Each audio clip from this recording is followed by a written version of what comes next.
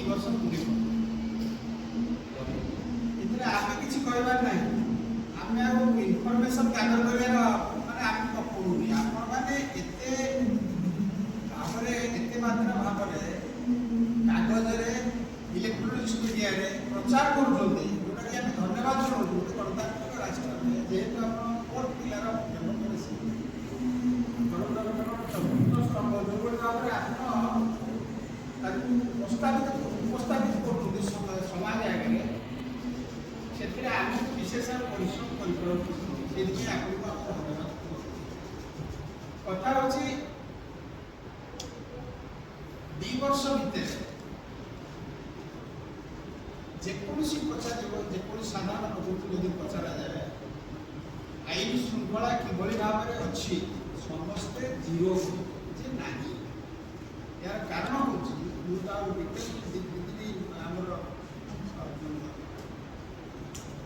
मुखपात्र सब कहले सब घटनाक्रम एक शेष पॉलिटिकल कथा लोक जिते गोटे सरकार को निर्वाचित करते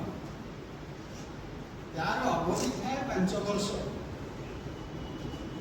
से कॉपी करके सरकार पास करूँ कि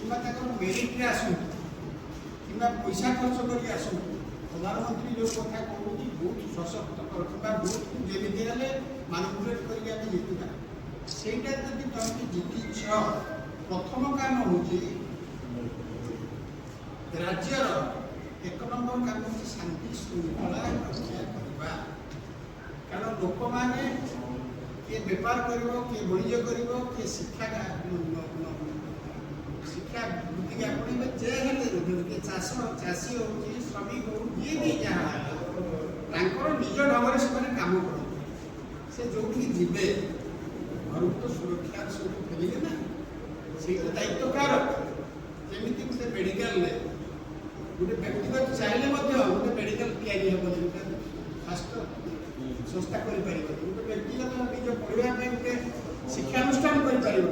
शांति श्रृंखला रक्षा करने जेकोसी निर्वाचित सरकार प्रथम काम हूँ जी जोटे अच्छी शांति रुहतु एक ये सरकार करना से सरकार को आम कांग्रेस दल तीव्र निंदा कर फैक्ट्स कहूँ मुख्यमंत्री आसेम्बली गोटे कथा कहते 54 कम्युनाल राइट 2 वर्ष भितर हो सारा जून 24/6 एपर्यंत 24 कम्युनाल राइट्स हो सारा 7 मॉब लिंचिंग हो सारा ये हूँ डाटा आसेम्बली भितर अच्छी जोटा कि आप प्रचार कर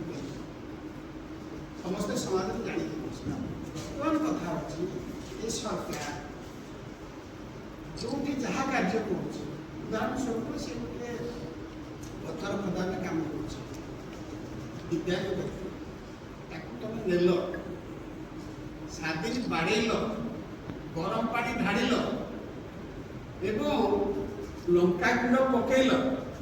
पुणी जबरदस्ती लिखिदेल आम पचार आम आणिकी पचार उचरा कर तुम अधिकार अच्छी कि जेकोसी लोक तुम जब नब थाना को 24 घंटा भितर तुम काम है गोटे प्रोड्यूस करवा कि आहरी मोर निंदनीय विषय हूँ आप प्रचार कर जोड़े आईपीएस ऑफिसर से इनचार्ज अच्छा चाकरी 1.5 वर्ष आईपीएस ऑफिसर ये कार्य जदि आम निंदा करवा पुरस्कार दवा ये सरकार कौन कर बर्तमान 4.5 कोटी लोक अपेक्षा कर या छड़ा तो बहुत सब जो भाव में सब निर्यातन विभिन्न जगह कथाई से तो फैक्ट आम स्पोक्समैन कह प्रश्न हूँ कि भाव में सरकार बिहेव कर एपर्यंत सरकार जानी पारा ना उदाहरण स्वरूप ये हसवा कथा नुह गांधी जो आसते महात्मा गांधी ये देशर गरीबी दुखी जिते से देखिले से जो पंजाबी ट्रावेलर कहते ଛାଡ଼ିଦେଲେ ଖାଲି ଗୋଟିଏ ଧୋତି ପିନ୍ଧି କିନ୍ତୁ ବର୍ତ୍ତମାନ ସରକାର ଦେଖୁଛୁ ଭେରାଇଟିଜ୍ ଯୋଉଟା ଆମ ଚଳଣି ଆମ ସମାଜ ଅଛି ଆମ ଜଳବାୟୁ ଯାହା ଅଛି ସକାଳୁ ସନ୍ଧ୍ୟା ଭିତରେ କମ୍ପିଟିସନ୍ କରିକି ପିନ୍ଧା ହେଉଛି କେତେ ଜ୍ୟାକେଟ୍ ପ୍ରଧାନମନ୍ତ୍ରୀ କେତେଟା ଜ୍ୟାକେଟ୍ ପିନ୍ଧିବେ ଯଦି ସେ 100ଟା ପିନ୍ଧିବେ ମୁଁ 150ଟା ପିନ୍ଧିବି ଏଭଳି ଭାବରେ ଲୋକଙ୍କ ଆଗରେ ଡ୍ରାମା କଲେ ଆପଣ କେତେ ଦିନ ଚଳେଇବେ। ସୁତରାଂ ମୋର ପ୍ରଶ୍ନ ହେଉଛି ଯେଉଁ ଶାନ୍ତି ଶୃଙ୍ଖଳା ବିପର୍ଯ୍ୟସ୍ତ ହେଇଛି ଇଏ ବିଜେପି ସରକାର ସମ୍ପୂର୍ଣ୍ଣ ଭାବରେ ଦାୟୀ ଏବଂ ଯେ ଦାୟିତ୍ୱରେ ଅଛନ୍ତି ମୁଖ୍ୟମନ୍ତ୍ରୀ ହୋମ୍ ଡିପାର୍ଟମେଣ୍ଟ ମୁଖ୍ୟମନ୍ତ୍ରୀଙ୍କ ଇସ୍ତଫା କରିବା ଠିକ୍ ହେବ ନାହିଁ ଯେହେତୁ ସେ ହୋମ୍ ଡିପାର୍ଟମେଣ୍ଟରେ ଅଛନ୍ତି ହୋମ୍ ଡିପାର୍ଟମେଣ୍ଟ ତୁରନ୍ତ ଛାଡ଼ନ୍ତୁ ନହେଲେ ବର୍ତ୍ତମାନ ସୁଦ୍ଧା ଯାହା ହେଇଛି ଗୋଟେ ସତ୍ୟପତ୍ର ପ୍ରକାଶ କରିକି ଲୋକଙ୍କୁ ଜଣାନ୍ତୁ ଏବଂ କ୍ଷମା ମାଗନ୍ତୁ ଏବଂ ପ୍ରମିସ୍ କରନ୍ତୁ ଭବିଷ୍ୟତରେ ଏଭଳି ଘଟଣା ଘଟିବ ନାହିଁ। ବର୍ତ୍ତମାନ ଯେଉଁ ଭଳି ଓଡ଼ିଶାର ମାନେ ଆପଣଙ୍କର ହେଇଯାଇଛି ହାଲତ ଯେଉଁ ଭଳିଆ ବିଗିଡ଼ି ଯାଇଛି ସ୍ୱାସ୍ଥ୍ୟ ଅବସ୍ଥା ଓଡ଼ିଶାର ଆଇନ ଶୃଙ୍ଖଳା ତାର କଣ୍ଟ୍ରୋଲରେ ଥାଏ ବେକାବୁ ଆଇନ ଶୃଙ୍ଖଳା ପ୍ରତିଦିନ ଆପଣ ଦେଖନ୍ତୁ ଅପରାଧୀମାନଙ୍କୁ ଦମନ କରିବା ଜାଗାରେ ସରକାର ସାଧାରଣ ଲୋକମାନଙ୍କୁ ଦମନ କରିବାକୁ ଲାଗି ପଡ଼ିଛି ଏପରିକି ହତ୍ୟା କରିବାକୁ ମଧ୍ୟ ପୋଲିସର ସହଯୋଗରେ ପଛଉନାହିଁ। ତେଣୁ ତାକୁ ନେଇକି ଆଜିର ଏହି ପ୍ରେସ୍ ବ୍ରିଫିଂ ଆମେ କରିବାକୁ ଯାଉଛୁ। ନଗେନ୍ଦ୍ର ପ୍ରଧାନ ସାରଙ୍କୁ ଅନୁରୋଧ କରିବି ପ୍ରଥମେ ତାଙ୍କର ବକ୍ତବ୍ୟ ରଖନ୍ତୁ।